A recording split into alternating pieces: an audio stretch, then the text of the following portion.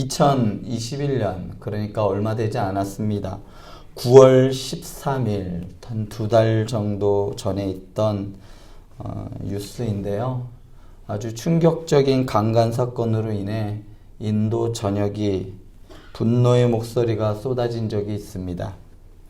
CNN 등 해외 언론에 따르면 9월 10일 뭄바이에서 30대 여성이 성폭행에 의해 부상으로 숨지고 마는 사건이 벌어졌습니다. 이 여성은 뭄바이 샤키나카 교회의 버스 안에서 의식을 잃은 채 발견되어 곧바로 치료를 시작하였지만 치료를 받은 지 하루 만에 사망하고 말았습니다. 경찰에 의하면 이 여인의 사인은 철봉으로 폭행 및 강간으로 인한 것으로 밝혀졌습니다. 이 사건에 앞서 인도에서는 이미 2012년 전 세계를 충격에 빠뜨린 뉴델리 여대생 버스 강간 사건이 있었습니다. 이번에 일어난 버스 강간 살인 사건과 상당히 유사한 점을 보이고 있는데요. 2012년 당시 23살의 피해 여학생은 뉴델리에서 남자친구와 영화를 본 뒤 귀가하기 위해 탄 버스 안에서 남성 6명에게 집단 성폭행과 폭행을 당하였습니다. 더 충격적인 것은 당시 버스 운전기사도 그 6명 중에 1명으로 범행에 가담하였습니다. 함께 탄 피해 여성의 남자친구는 폭행을 당한 뒤 버스 밖으로 버려져 버렸습니다.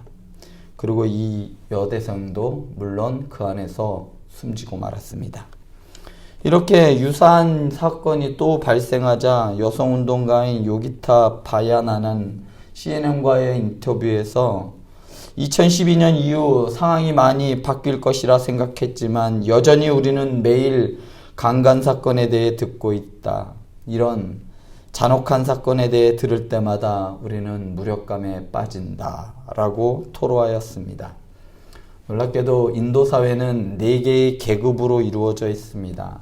가장 지배계층이고 가장 상위 계층인 브라만부터 가장 하층민이었으면서도 노예며 그리고 가장 허드렛 일들을 하는 수드라까지 계급사회 속에서 이러한 특별히 여성의 지위와 인권은 아주 형편없이 낮았습니다. 계속해서 이러한 잔혹한 강간 살인 사건이 자주 일어나는 이유 또한 인도 사회가 여성들을 어떻게 보고 있는지 간접적으로 보여주는 사건이었습니다. 이 사건이 더욱 안타까운 것은 대중교통이라는 아주 안전한 장소에서 그토록 참혹한 범죄가 일어났을 뿐만 아니라 승객을 보호해야 할 운전사마저 가해자로 가담했다는 사실이 충격이 아닐 수 없습니다. 그런데 이보다 더 참혹하고 끔찍한 사건이 오늘 말씀에서 일어나고 있습니다. 지난번에 살펴본 성읍의 불량배들이 이 노인의 집에 쳐들어왔어요. 그 집에 유하고 있는 레위인을 내놓으라면서 문을 두드리고 협박을 하자 이 노인은 아주 충격적인 말을 합니다. 내 처녀딸과 이 사람의 첩이 있은즉 내가 그들을 끌어내리니 너희가 그들을 욕보이든지 너희 눈에 좋은 대로 행하되 오직 이 사람에게는 망령된 일을 행하지 말라. 여러분들은 이 상황이 이해가 되십니까?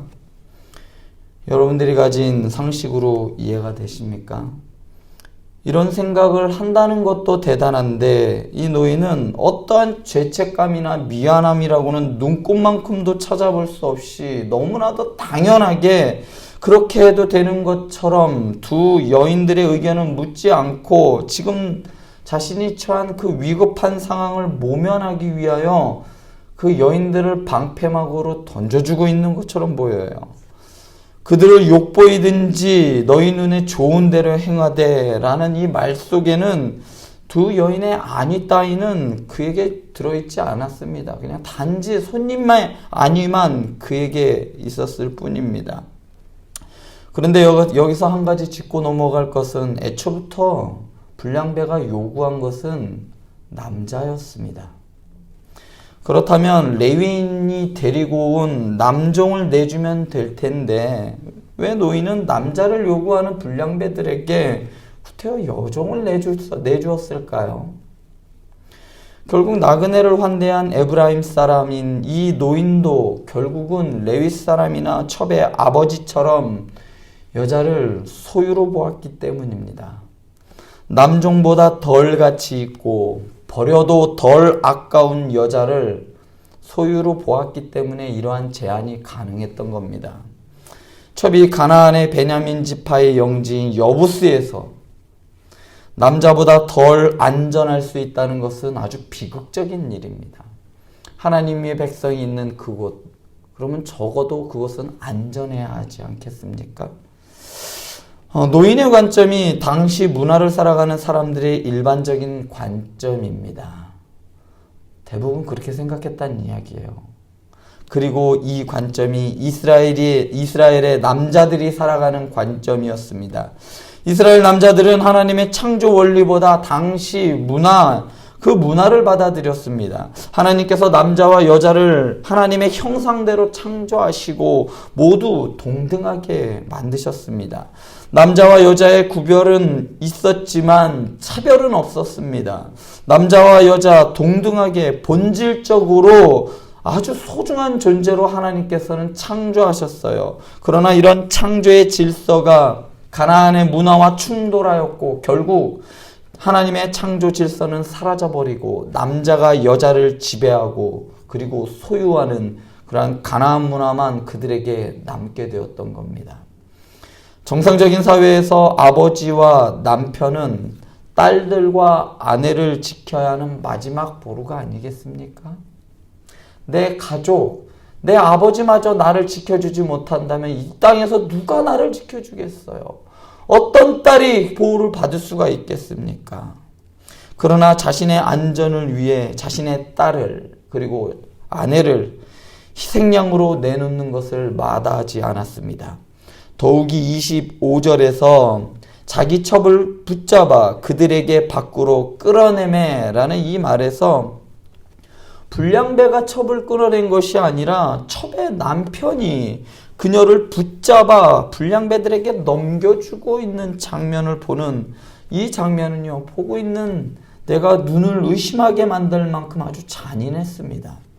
특히 붙잡다라고 번역된 히브리어는 그냥 단순히 이렇게 붙는 것을 말하는 것이 아니라요, 아주 강하게 붙잡는 것을 말합니다.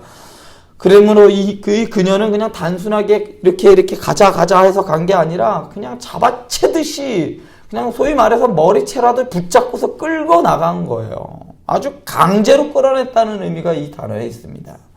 사사기 19장 3절에서 레위인은 친정으로 가버린 첩을 데려오기 위해 나귀까지 챙겨가며 그리고 있는 말 없는 말 하면서 그녀의 마음을 되돌리기 위해 구슬리고 별의별 말을 다 하면서 애정 표현을 했지만 막상 위험한 상황이 놓이자 자신이 살아가기 위해 자신의 보호 아래 있어야 할 아내를 그냥 희생양으로 삼아버린 겁니다. 아마도 그녀는 끌려가지 않게 발버둥 쳤겠죠. 그러니까 붙잡는 그렇게 했겠다는 거죠. 그리고 레위인은 그녀를 질질 끌어 밖으로 내보냈을 겁니다. 본문은 이 첩이 어떠한 저항을 했는지 아무것도 말해주지 않고 있습니다. 철저하게 이 세계에서 외면받고 무시당하고 있는 존재가 이 여자들이었음을 보여주는 그러한 장치로서 그냥 그녀의 행동에 어떠한 말도 사사기 기자는 말하지 않습니다. 자신의 안전과 체면을 자신의 아내와도 바꿀 수 있는 몰인정한 시대가 사사시대였습니다. 나그네와 거류민을 환대를 베풀어도 결국 이 노인은 가나안 문화에 동화되어 있었다는 겁니다. 노인이 불량배들에게 한 이 여인들을 욕보이든지 너희 눈에 좋은 대로 행하라. 니들 마음대로 해. 얼마나 무서운 말일까요? 그 말을 하고 있는 그 말을 들은 그 여인들은 얼마나 무서웠을까요?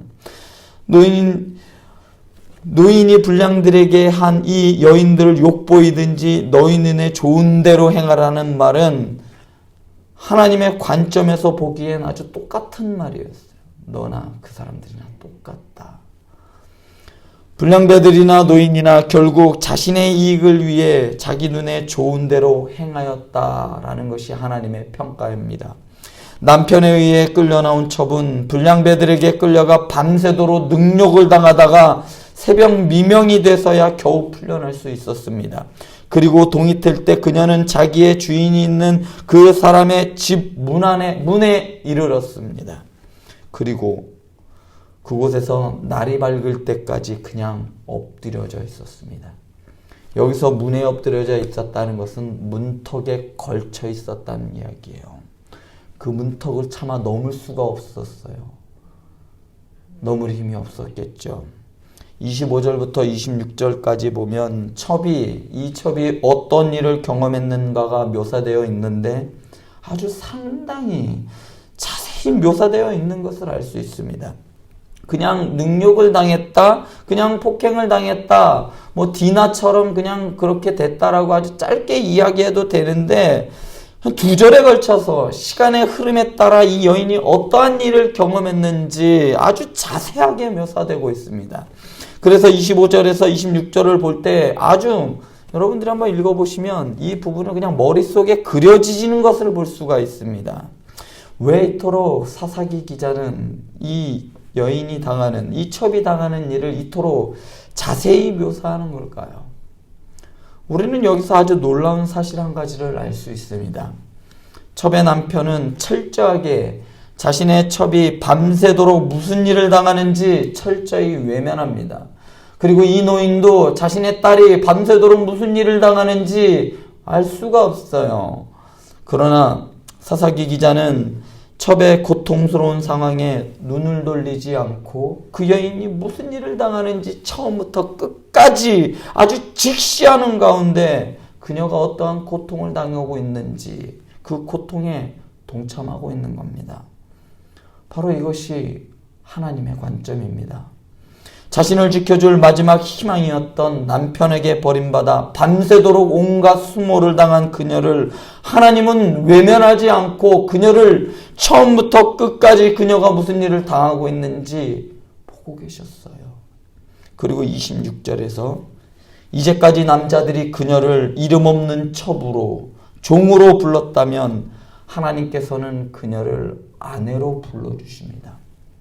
26절에 이 여인이라는 히브리어는 이전에 사용됐던 단어들과는 전혀 다르게 그 단어는 이샤, 즉 아내라고 하나님께서는 칭해 주신 겁니다.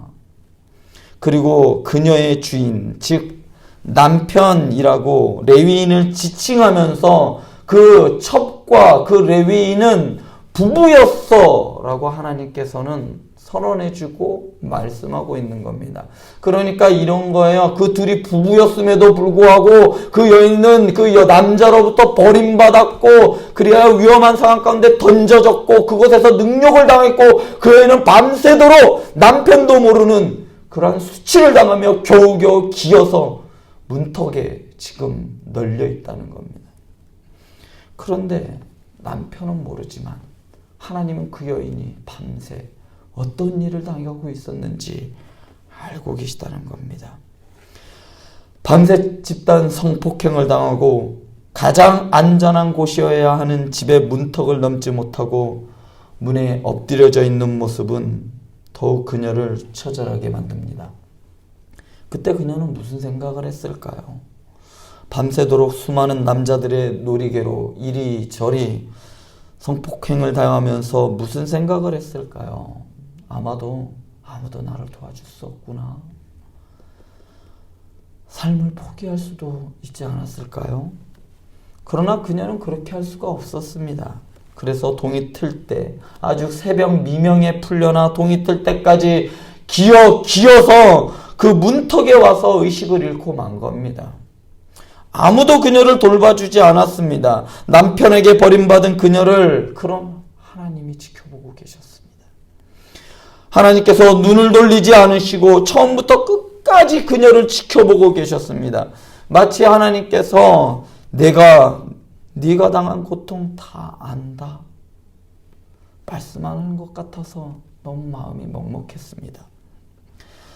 무명의 무명이라 이름조차 알려지지 않은 레위인의 이 첩의 고통을 하나님께서는 외면하지 않으시고 직시하셨습니다.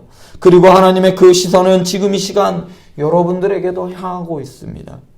사랑하는 행복한 교회 성도 여러분, 누가 나의 아픔을 알아줄까요? 아무도 내 아픔을 알아주지 않는 것 같아 답답하고 힘들어 미치겠는 삶이라 할지라도 하나님께서 똑바로 여러분들을 바라보고 계십니다. 여러분들의 그 고통을 하나님께서는 처음부터 알고 계셨고 그 고통에 동참하고 계셨으며 지금도 그 고통을 지켜보고 계십니다. 그리고 우리 주님께서 다시 오시는 그 영광의 날, 그날 여러분들의 눈물을 닦아주시며 내가 네 마음 다 안다. 알고 말고 그래 잘 견뎠다. 여러분들의 등을 두드려 주시며 위로해 주실 겁니다. 하나님께서는 우리를 이 땅에 보내시면서 평안하고 안전하고 다 기쁘게 이 땅을 살아갈 수 있도록 만드시지 않았습니다. 우리가 세상을 살아가는 방법은 세상과 똑같지 않고 세상의 방법을 거스르는 방법이기 때문에 세상은 우리에게 대하여 손가락질할 것이며 세상은 우리를 능욕할 것이며 우리를 칠 것이며 우리를 결코 그냥 두지 않을 겁니다. 그래서 우리는 이 땅을 살아가는 게 힘들어요. 그러나 주님은 그 고통을, 그 힘듦을 우리를 피해가게 하지 않으시고 견디게 하셨습니다. 끝까지 참고 견디는 자에게 영광의 면류관이 주어지는 것임을 여러분 기억하시기 바랍니다. 오늘 하루도 하나님의 시선이 여러분들에게 있습니다. 담대하게 세상 속에서 살아내시기 바랍니다. 기도하시겠습니다.